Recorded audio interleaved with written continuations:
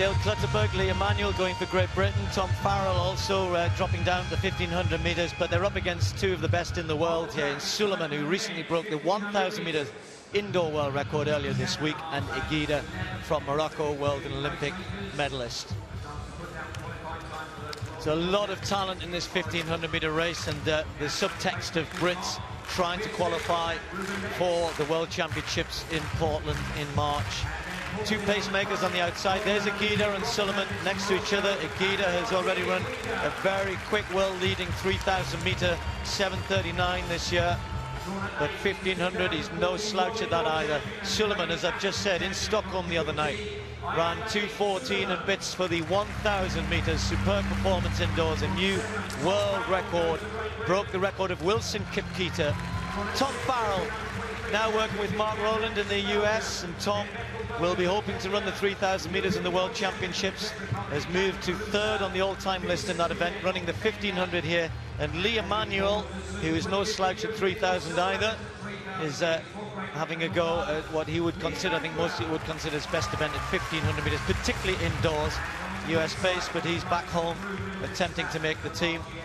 And Dale Clutterberg on the inside, who has been racing quite a bit already this year and is getting close to the qualifying mark, has run a new personal best of 3:40.5. The qualifying mark for the UK athletes, 3:39.5. Fast pace likely to be set here by the two pacemakers.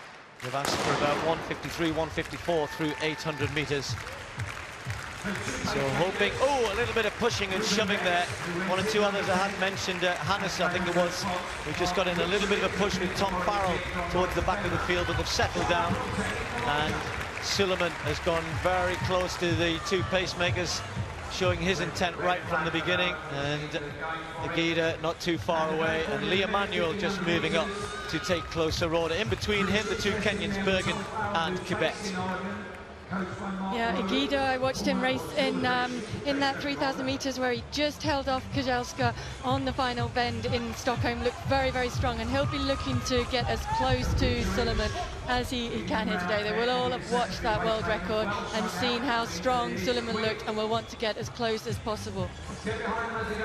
Well stretched out, really quick pace being set, maybe a little quick through 400 metres. Too fast really by one of the less experienced pacemakers, the American Wieczorek, and next behind him Ruben Bett, who's pretty good at this sort of thing. So they're settling down, and for the likes of Tom Farrell and Clutterberg towards the back, maybe even Lee Emanuel, probably went through in about 57, 57 and a half, which is much smarter. But Lee Emanuel, the best placed of the British athletes at the moment, but they are well spread out as they go through 600 metres. I guess you can say when you've got a field of this size, then it's maybe a little bit good that the pace is hot early on, just to string it out so there's less pushing and shoving there. And you can see Lee Emanuel just breaking up a little bit of daylight between him and Halusa behind us. I'd like to see some of those guys, like you can see Hannes moving around now. I'd like to see Tom Farrell try and close that daylight a bit. That's wearing the headband, Hannes, who mixes cross-country and indoor racing, ran a very fast 2,000 metres, 5:04, which is really world-class recently. And that back group may have run this a little bit smart here, just starting to catch up through 800 and 1:55, but a 30-second lap there.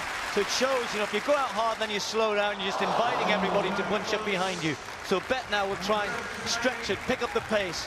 Suleiman in second, Igida in third, then Bergen, then Quebec, then Emanuel, then Hannes, then Tom Farrell, Halusa and Clutterberg at the back. You can see that a little bit yo-yoing of the pace taking its toll a little bit, but Suleiman was almost chopping his stride there, trying to stay behind Bett down that home straight. And now he hits the front, he's got the chance to start stretching out a little bit.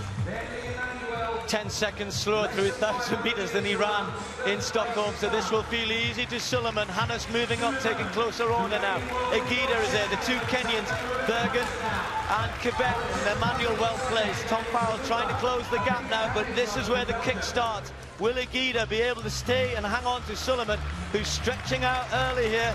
About 300 metres to go, and there's still a big group around the outside. Quebec forces Igida forward, and the Moroccan attacks. Suleiman has to respond here. This time round they'll hear the bell.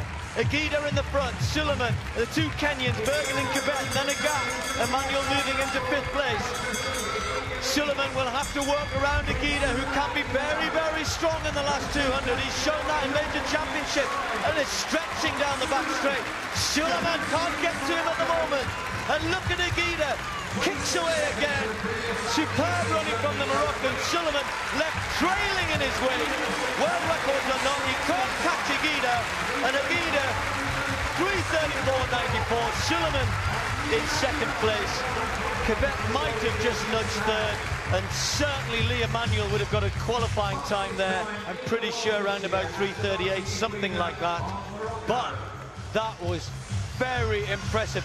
He's so strong, Aguida, you know, he's 5,000 meter strength, and when he leads out like that, he is quick as well, Paul, and Sullivan, I think, was too confident there. I think he thought he just could go past him. I think Sullivan was very confident coming in, and I think for a little part of that race prior to this, Aguida was watching Sullivan and waiting for him to make his move. And then when Quebec came around the outside, that prompted Aguida to launch his kick. And here he was just out in front and running away and showing how strong he was. I don't think he realised how much of a gap he had built up over Sullivan over that last lap, but very, very strong. When I watched him race and hold off Kozelska in Stockholm, the same thing, but Kozelska looked as though he was really going to come past him with 50 meters to go, and he was able just to respond and just to keep holding from the front, which is a very, very tough thing to do, particularly indoors.